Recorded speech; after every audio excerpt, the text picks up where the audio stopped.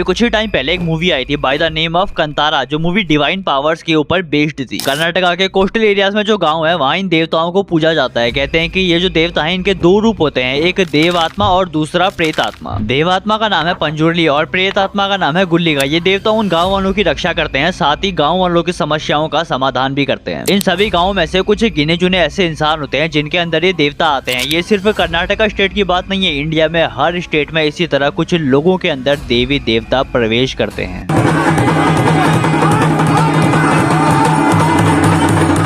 उत्तराखंड जिसे देवभूमि के नाम से आप लोग जानते हो, तो वहाँ ना ये बहुत माना जाता है। जैसे वहाँ साक्षात देवता अपने रूप दिखाते हैं, डांस करते हैं, लोगों की परेशानियों को सॉल्व करते हैं। अब इतने सारे लोगों की मान्यता है, हर कोई तो गलत नहीं होगा, मगर साइंस के हिसाब से ये सब पागलपन है। इनफैक्ट कुछ पढ़े लिखे लोग इसको मेंटल डिसऑर्डर बता देते हैं। तो आइए एक डीप इन्वेस्टिगेशन करते हैं और गहराई में जाके उन सभी राजों को खोद कर बाहर निकालते हैं जो सालों से दफन है, और प्रूफ के साथ आज इस डिबेट को खत्म करते हैं।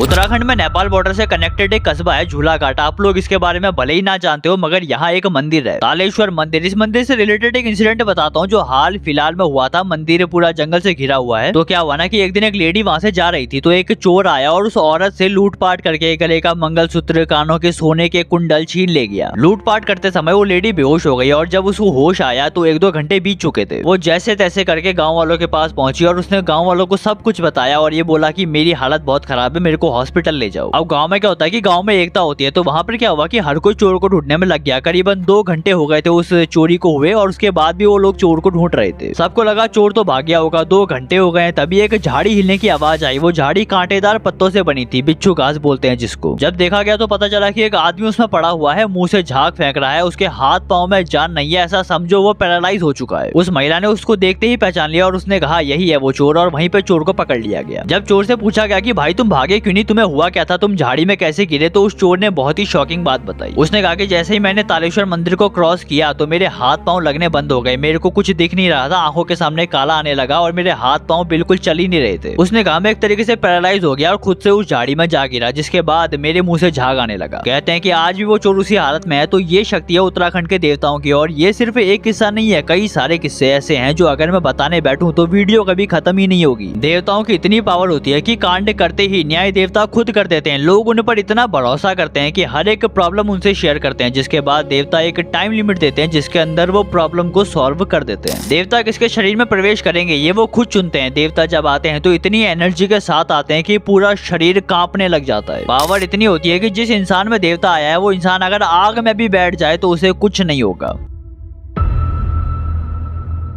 वहीं पर साइंस इसको कैसे डिफाइन करता है? अकॉर्डिंग टू साइंस ये सभी मेंटली इल हैं, यानी पागल हैं। जो भी पॉजिटिव फॉर्म है वो सभी स्किज़ोफ्रेनिया नाम के ब्रेन डिसऑर्डर की चपेट में है, जिसमें उनको ये लगता है कि हमारे अंदर किसी शक्ति ने प्रवेश कर लिया है। वो हेलुसिनेट करने लग जाते हैं। इनफैक्ट वो काफी बार ऐसी चीजें बोलने लगते हैं जिसका दूर दूर तक उनसे कोई भी रिलेशन नहीं है। जैसे होता है ना कि किसी इंसान के अंदर कोई आत्मा आई और कहने लगी आज से 100 साल पहले पीपल के पेड़ के पीछे मुझे मारा गया और मैं बदला लेने आया हूँ, मेरा नाम गोपाल है। आपने अक्सर ये सब सुना होगा, ये देखा होगा, मूवीज में ये सब दिखाया जाता है। एक और बात, जैसे अगर किसी इंसान को स्किज़ोफ्रेनिया नाम की बीमारी है तो उसे फॉल्स बिलीव्स होने लगते हैं, जैसे कि कोई उसकी जान लेना चाहता है, कोई बहुत बड़ा हादसा होने वाला है जैसे वर्ल्ड वॉर या भूकंप, सुनामी। वो ऐसी बातें करते रहते हैं जिनका रियलिटी से कोई भी मतलब नहीं होता। यूट्यूब पे भी आपको ऐसे लोग मिलेंगे, आप मानेंगे नहीं। कुछ लोग यूट्यूब में कहते हैं वो कल की अवतार है। इनफैक्ट कुछ 5 साल पहले एक न्यूज आई जिसमें गुजरात के गवर्नमेंट ऑफिसर ने काम पे जाना ही बंद कर दिया। ऐसा इसीलिए क्योंकि वो मानता है कि वो ही कल की अवतार है, और न्यूज वाले भी भर भर के उसका इंटरव्यू लेने लगे क्योंकि उनके पास और कोई काम करने के लिए है ही नहीं।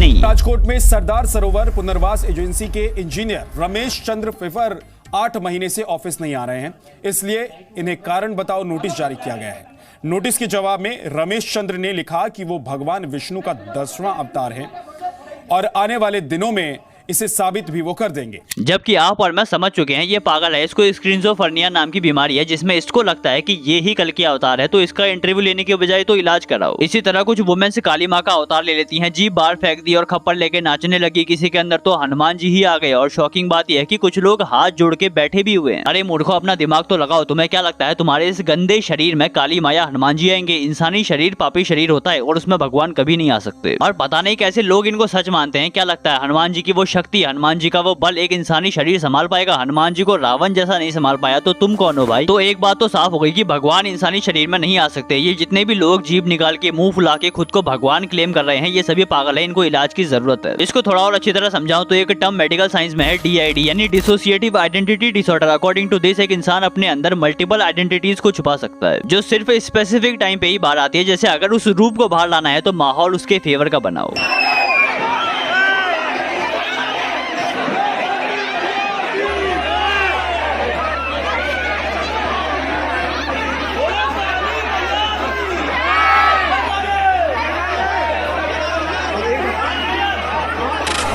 फॉर एग्जाम्पल जैसे काली माँ अगर किसी के शरीर में आई तो इसीलिए आई क्योंकि वो इंसान उसे लाना चाहा। उसने ये सब इतना सोचा कि उसको ही खुद अपने अंदर काली माँ नजर आई। एक्चुअली में वो है नहीं, उसको ये लगता है कि वो ही काली माँ है और उसके ऊपर मंदिर का माहौल जोड़ दो। उस इंसान को पहले ही काली माँ समझ लो, घंटी बजाओ, गाना गाओ, पूरा माहौल ऐसा बना दो कि वो अपनी उस आइडेंटिटी को ही बाहर ले आएगी। जैसे अभी कंतारा मूवी आई थी तो एक इंसान थिएटर में ही कांपने लगा। ऐसा क्यों हुआ? क्योंकि मूवी ने उसे ट्रिगर किया। थिएटर का माहौल ऐसा बन गया, मूवी में ऐसे सीन्स आए जिसके वजह से वो खुद ही ट्रिगर हो गया और कांपने लग गया।